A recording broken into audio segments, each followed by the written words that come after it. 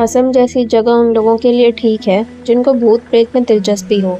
असम को भारत का काला जादू का राजधानी का खिताब मिला है। ऐसा कहा जाता है कि बहुत पहले दूर दूर से लोग यहाँ काला जादू सीखने आते थे। असम में यह भी माना जाता है कि अगर किसी ने काला जादू और मंत्र शक्ति में महारत हासिल कर ली तो वो इंसान को जानवर में भी बदल सकता है। असम में नागांव नाम का एक छोटा सा गांव है। इस गांव में काला जादू की कोई सीमा नहीं। यहाँ जानवरों और पंछियों की बलि दी जाती है। सबसे ज़्यादा हर अमावस की रात में शाम 6 से 9 बजे के बीच पंछियों की बलि दी जाती है। रात को तो जैसे इन मरे हुए पंछियों की बारिश होती है। बहादुर से बहादुर इंसान भी यह दृश्य देखकर डर जाता है। वैज्ञानिक भी कभी इन चीज़ों का पता नहीं लगा पाए हैं। यह वारदात कुछ 10 साल पहले की है। नागांव में अपने परिवार के साथ काया नामक लड़की रहती थी। वो 16 साल की स्कूल पढ़ने वाली युवती जिसके बचपन से ही आकर्षित रूप की चर्चा गांव भर में थी। गांव के कई मर्द काया की सुंदरता को देख मोहित हो जाते थे। उसका जवान हुस्न, नीली आंखें और गोरा रंग देखकर मर्दों की बुरी नज़रें उसके ऊपर ही रहती थीं। एक दिन जब काया स्कूल से घर को लौट रही थी तब गांव के 4 आदमियों ने उसे अगवा कर लिया। अक्सर काया के आने जाने का समय उनको पता होता था। वो 4 आदमी काया को एक छोटे से घर में ले गए और वहां 4 दिनों तक लगातार उसका रेप किया। 4 दिनों तक उन चारों ने काया को बहुत नोचा और उस पर अत्याचार भी किया। 5वें दिन तड़पते हुए काया ने अपना दम तोड़ दिया। उन 4 आदमियों ने काया की लाश को उसी घर में जला दिया और उस घर को बंद कर दिया। गांव में किसी को पता भी नहीं चला कि इस दुर्घटना का काया की लाश जलकर राख हो गई। अगले दिन काया की आत्मा एक भयानक रूप लेकर अपने कातिलों से बदला लेने गांव में आकर अपने उन 4 कातिलों को मार डालती है। इतने पर भी काया की आत्मा नहीं रुकती। वो गांव वालों को भी अपनी मौत का जिम्मेदार समझती थी, क्योंकि गांव में किसी ने भी उसके गुमशुदा होने पर कुछ नहीं किया। आधी रात को जैसे जोर से रोने और हंसने, बम्बू की लकड़ियों का काट कर गिरना, पायल की आवाज़ और घरों की छतों पर पत्थर फेंकना, यह सब काया की आत्मा का आतंक था। गांव वालों ने तांत्रिक को बुलाया और तांत्रिक ने उसी घर में जहां काया की मौत हुई थी वहां जाकर मंत्र तंत्र फूके और काया की आत्मा को वश में किया। तांत्रिक ने एक अभिमंत्रित कील उस घर की एक दीवार पर ठोक दी, जिससे काया की आत्मा उस घर में कैद हो गई। तांत्रिक ने गांव में सबको इस शापित घर से दूर रहने की चेतावनी दी। काफ़ी साल तक गांव वाले आतंक से मुक्त रहे।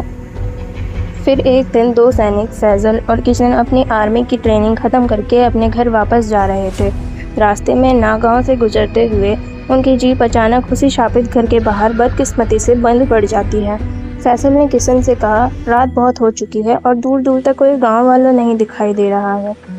किशन ने जवाब दिया, हाँ यार फैसल, इतने रात को कौन हमारी मदद करेगा आके। वो दोनों बात कर ही रहे थे कि एक बुढ़ा आदमी हाथ में लाठी लेकर उनके सामने से गुजर रहा था। वो अपनी ही धुन में चला जा रहा था। किशन ने उस बूढ़े आदमी को रोका और कहा, अरे चाचा, यहाँ कोई कार मैकेनिक मिलेगा? बूढ़े की नज़र उस घर पर पड़ी और डरते हुए बोला, यहाँ से जाओ जल्दी, इस घर में सामने मत खड़े रहो। यह कहकर बूढ़ा तेजी से चलने लगा। फैसल और किशन ये देखकर हैरान हुए। किशन ने कहा, अरे इनको क्या हो गया? मैकेनिक का तो बताया ही नहीं, और ऐसे ही चले गए। फैसल की नज़र उस शापित घर पर पड़ी और वह बोला, चल यार किशन, आज की रात इस घर में गुजारते हैं और कल सुबह जल्दी उठकर निकल जाएंगे। किशन मान जाता है और दोनों उस शापित घर में चले जाते हैं। वो दोनों सेना के सिपाही थे, तो ऐसी बंद जगहों से कहाँ डरने वाले थे। जो देश की रक्षा करते हैं उन्हें ऐसी जगह से कोई फ़र्क नहीं पड़ता। उनका मोबाइल नेटवर्क ना चलने से वो दोनों अपने घर वालों को खबर नहीं दे सके। फैसल अपना सामान का बैग गलती से उसी कील पर टांग देता है, जो कि तांत्रिक ने बहुत सालों पहले उसे अंदर ठोक दिया था। बैग का वज़न भारी था, तो कील और फैसल का बैग दोनों ही ज़मीन पर गिर जाते हैं। फैसल इसको नज़रअंदाज कर कील को एक तरफ फेंक देता है और अपना भारी बैग एक जगह रख देता है। दोनों सो गए और 1 घंटे बाद एक लड़की की ज़ोर से रोने से आवाज़ आने लगी।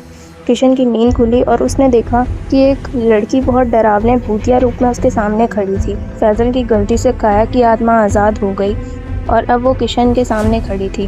काया ने गुस्से से बोला, चले जाओ वरना तुम भी मरोगे। किशन एक आर्मी सैनिक होने के नाते नहीं डरा।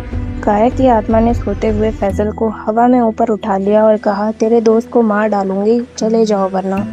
काया ने फैजल को नीचे जमीन पर पटक दिया और फैजल की नींद खुली। फैजल को सर पर चोट लग गई और उसने भी काया की आत्मा को देखा और बोला, किशन चल यहाँ से भाग चलो। वो बूढ़ा आदमी भी इस घर की तरफ इशारा कर चले जाने को बोल रहा था, पर हमने उसकी बात पर ध्यान नहीं दिया। किशन और फैजल ने अपने साथ हुई भूतिया घटना के बारे में साधु को सब बताया। साधु ने सब सुनकर कहा, तुम दोनों इस नागां से भूतिया किस्से से अनजान हो।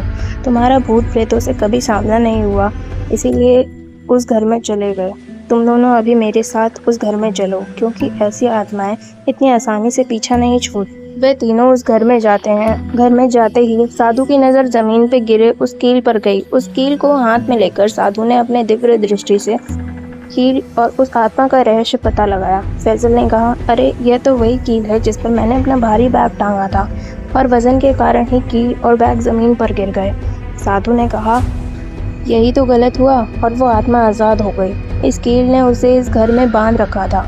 यह एक शापित घर है और इस शापित घर में कैद आत्मा का नाम है काया। साधु ने उस शापित घर और काया की दर्दनाक कहानी किशन और फैजल को सुनाई।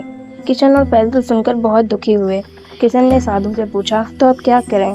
साधु ने जवाब दिया, एक उपाय है। फैजल ने कहा, अब तो जैसा आप कहें साधु महाराज, अब तो हम भी उस लड़की की आत्मा को मुक्ति दिलाना चाहते हैं। साधु ने कहा, जब किसी इंसान के मरने के बाद अगर उसके अंतिम विधि या श्राद्ध के पूरे नियम ना किए हों तो उसकी आत्मा भटकती है, और यह तो नाबालिग लड़की की आत्मा है। इससे पहले कि काया आतंक मचाए, उसके शरीर की राख और हड्डियां इसी घर में हैं, उन्हें ढूंढो और उसे इस खाली कलश में डाल दो, और यह गंगा जल भी उसकी राख पर छिड़क कर बंद कर देना। साधु ने खाली कलश किशन को दिया और गंगा जल वाला कलश फैजल को। किशन और फैजल अपने मोबाइल की टॉर्च लाइट चालू कर काया की राख ढूंढने लगे, और दूसरी तरफ काया की आत्मा गांव में फिर से तभी तबाही शुरू कर देती है। कुछ देर बाद उन दोनों को कोने में काया की राख और हड्डियां मिली। किशन ने काया की राख को खाली कलश में डाल दिया और फैजल ने उस पर गंगा जल छिड़क दिया। इस काम को करते करते पूरी रात निकल गई और दिन भी चढ़ गया। दोनों इस कलश को साधु के पास ले गए। साधु ने कहा, अब हमें इन अस्थियों को जल में विसर्जित करना होगा, तभी काया की आत्मा को मुक्ति मिलेगी। साधु, किशन और फैजल गांव के शिव मंदिर में काया की आत्मा शांति के लिए हवन करते हैं। फिर मंदिर के पीछे की नदी में काया की अस्थि विसर्जन कर देते हैं। काया की आत्मा उस वक्त अपने इंसानी रूप में आकर किशन और फैजल से कहती है, आप दोनों का बहुत बहुत धन्यवाद। दुनिया में मेरी जैसी बहुत लड़कियां हैं जिनको इंसाफ नहीं मिलता और सालों तक भटकती हैं। इतना कहकर काया की आत्मा गायब हो जाती है। इस प्रकार काया की आत्मा हमेशा के लिए मुक्त हो जाती है।